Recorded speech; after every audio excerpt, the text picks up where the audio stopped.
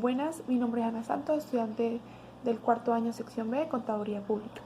Yo les vengo a dar como un breve resumen de lo que han sido los 4 temas de la materia de tributación. El primer tema se enfrasca más que todo en lo que ha sido la historia, los impuestos, que fue cuando se comenzaron a pagar en la época colonial. De allí, en 1830, fue la República Independiente por nuestro presidente José Antonio Páez. Esta tuvo 5 etapas. La primera etapa refleja como los tipos de impuestos, entre eso está el almojarifazgo, que era que los comerciantes pagaban la entrada y salida de dicha mercancía por los puertos venezolanos.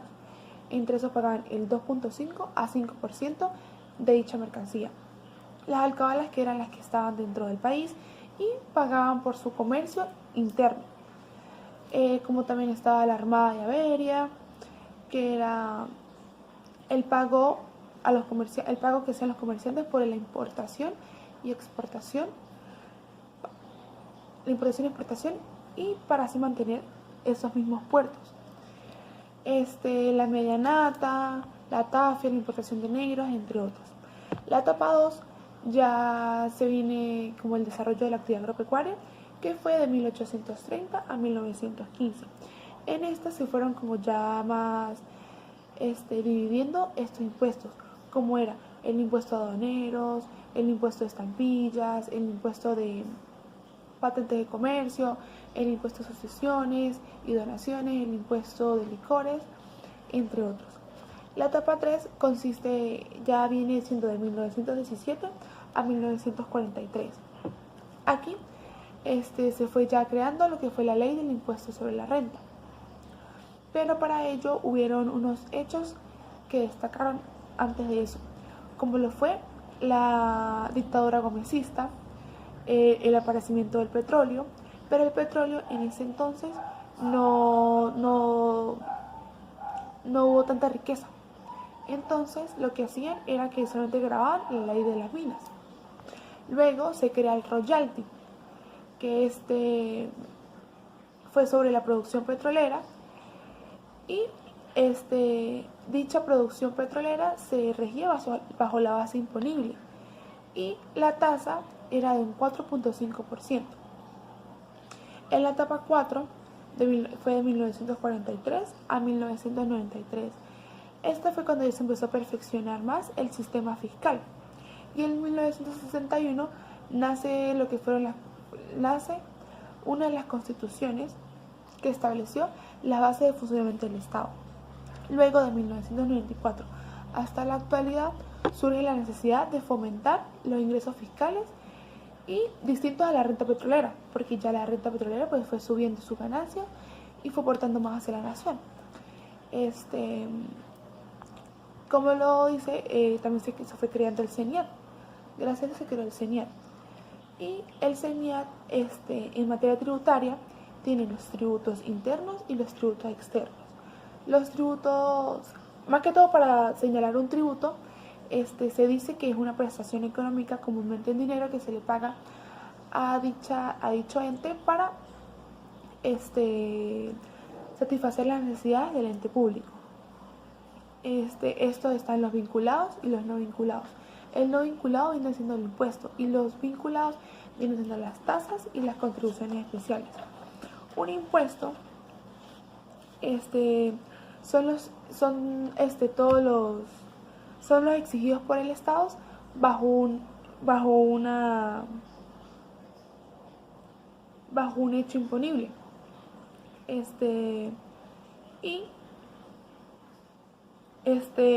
Estos podrían ser el impuesto sobre la renta, el impuesto al valor agregado y el impuesto de sucesiones y donaciones. Estos tienen varias clasificaciones como directos, no directos, ordinarios, entre otros. Las tasas sí ya es un tributo cuya obligación tiene como hecho de generación la prestación activa o potencial de un servicio público, es decir, la persona que lo paga es la persona que lo recibe. Como un ejemplo puede ser las tasas aeroportuarias, las tasas portuarias, los timbres fiscales, entre otros. Y las contribuciones especiales sí ya vienen siendo un tributo que exige la ley de forma vinculada al contribuyente, con beneficio individual o colectivo. Estas pueden ser el alumbrado público o alguna construcción que se vaya a hacer. Luego se dice que los tributos se graban sobre el capital. También existen productos exentos del IVA. Es decir, que no se pagan impuestos. Es decir, que no pagan los impuestos. Como es lo que sucede que en ciertos tributos son pagados por anticipado. Como un ejemplo, la venta de licores. La persona que vende licores, antes de importar o distribuir su licor, él hace un pago de esos impuestos anticipados. Es decir, que no se ve reflejado. Y como por otro lado existen distintos tipos de contribuyentes, como son los formales, los ordinarios, los especiales, los agentes de retención. Los formales son los que no pagan impuestos, no están obligados a pagar el impuesto sobre la renta. Los ordinarios sí están obligados a pagar el impuesto sobre la renta. Y los especiales están conformados tanto formales o especiales. Esto depende del individuo y de lo que haga el individuo. La unidad tributaria es una medida que permite actualizar la realidad inflacionaria mediante montos, y esta es fijada por el CENIAT. En el impuesto sobre la renta existen personas naturales, y de allí está el artículo 316 de la Constitución, el cual refleja principios, como es el principio, como lo es los principios de legalidad, que quiere decir que no existe ningún tributo sin ley. Es decir, primero se crea la ley y luego si usted puede comenzar se crea la ley, se crea la ley y luego usted comienza a pagar dicho tributo. La generalidad es que toda persona tiene el deber de coadyuvar. La progresividad dice que exige que la fijación de los tributos a los ciudadanos habitantes del país sea en proporción a sus ingresos. Es decir, que el CENIAT no le puede imponer a usted un tributo mayor a sus ingresos, porque o si no, usted cómo lo paga, no tiene manera de pagarlo. También está la igualdad, que dice que todos somos iguales ante la ley. La no confiscatoriedad, que quiere decir que toda persona tiene deber a la propiedad privada, tiene derecho a la propiedad privada. La justicia tributaria dice que el tributo grave a todos por igual. Es decir, que el pagar el impuesto, las tasas y las contribuciones especiales sea proporcional a su posibilidad individual. Es parecido a la de la progresividad. Y la retroactividad quiere decir que la ley no tiene efectos hacia atrás, que ya si la ley impuso ese tributo, no tiene manera de eliminarlo o eliminar.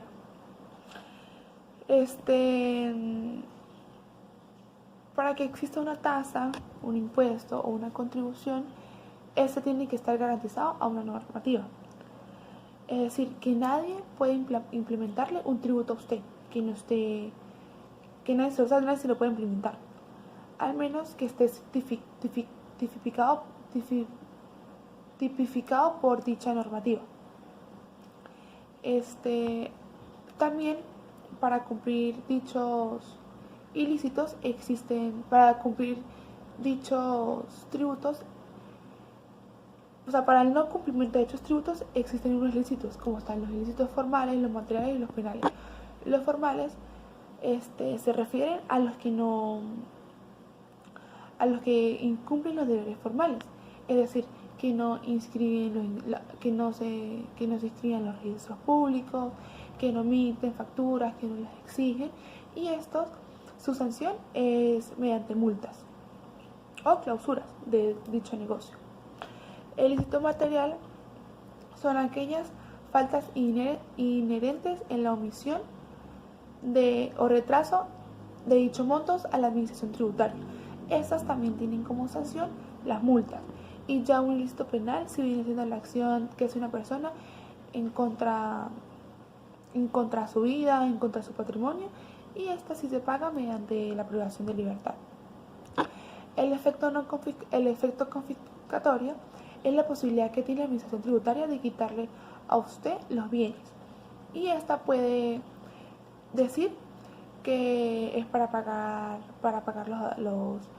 dicho tributo o un activo. La evasión fiscal es cuando la persona se quiere evadir pagar ese tributo.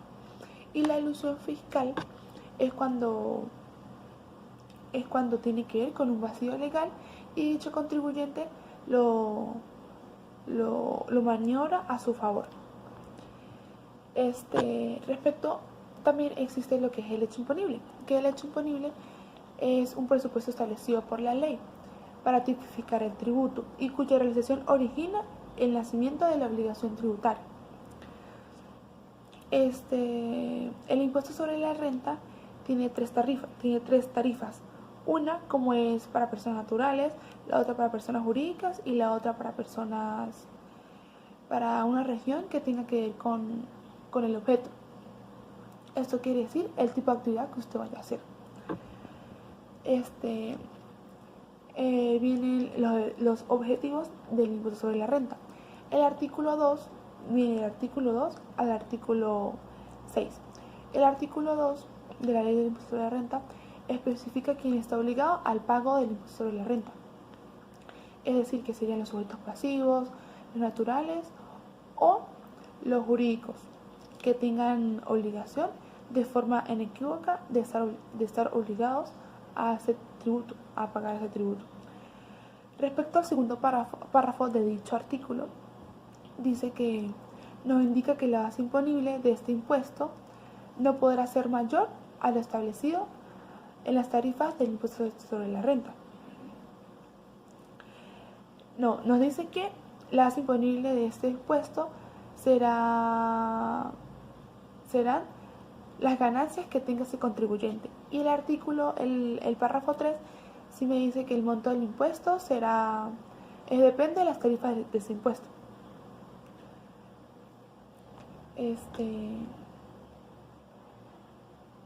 Por ejemplo, para las personas naturales hay una, para las jurídicas hay otra, y para esta relativa tienen el máximo de un 34%. Respecto al cuarto y al quinto párrafo, habla sobre la declaración de dichos ingresos e impuestos generados y pagados fuera del país. Esta va de la mano del artículo 3, ya que el artículo 3 nos habla sobre los tratados para evitar la doble tributación. Es decir, si usted tiene un negocio en 2 países, usted hace un tratado para que un solo país declare ese impuesto y no tenga que declararlo 2 veces.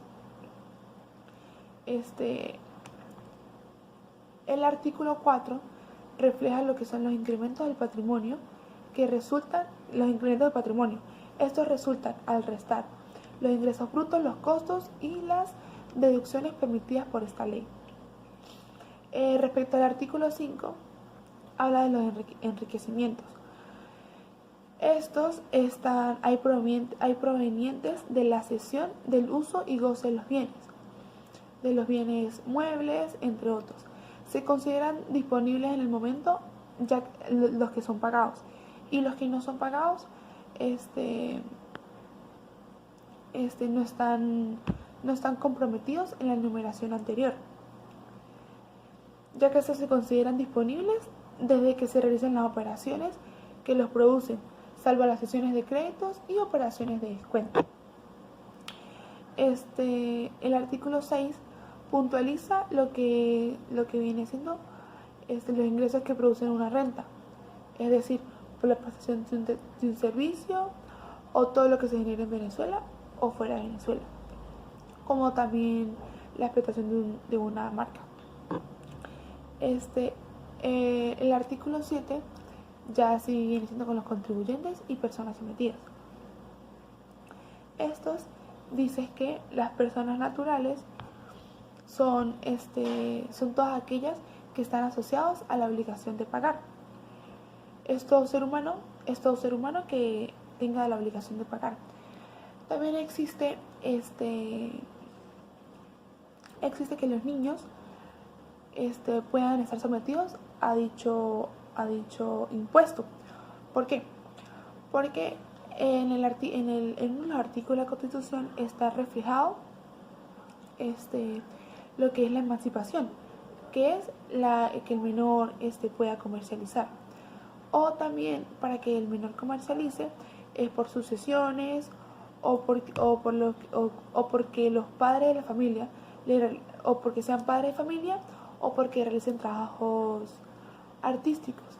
Pero esto siempre se tiene que tener un respaldo para que el menor para que el menor lo obliguen a pagar ese tributo.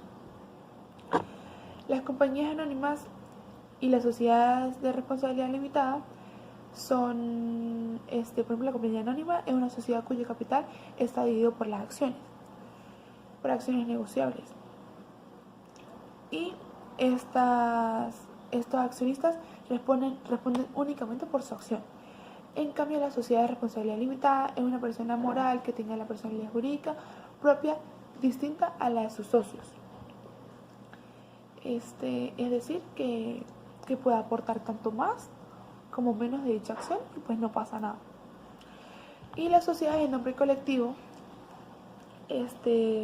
son aquellas las cuales las obligaciones sociales se encuentran garantizadas por la responsabilidad limitada y solidaria de todos sus socios, es decir, que responden más allá de lo que aportan. Es decir, que el socio tenga una responsabilidad y que él aporte menos, él aporte igual o aporte más de dicha responsabilidad. Y en comandita simple, si se compone de uno o de varios, eso no importa. Puede tener uno solo o puede tener varios. Y está obligado a hacer sus aportaciones. Quiere decir que si pues no aporta, no tiene ninguna obligación. Y pues no tiene derecho a pagar pues el tributo porque no aporta. También están los titulares de enriquecimientos provenientes de la actividad de hidrocarburos y conexas. Estos tienen la obligación de pagar el 34% de dicha tarifa.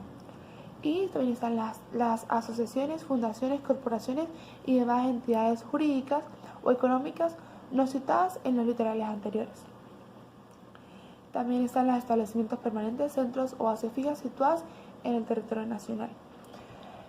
Luego viene el artículo 14. El artículo 14 habla de las exoneraciones y excepciones. Las exoneraciones las aplica el Ejecutivo Nacional, mientras que las excepciones sí ya están dispuestas por la ley. Las exoneraciones, un ejemplo puede ser claro, lo de la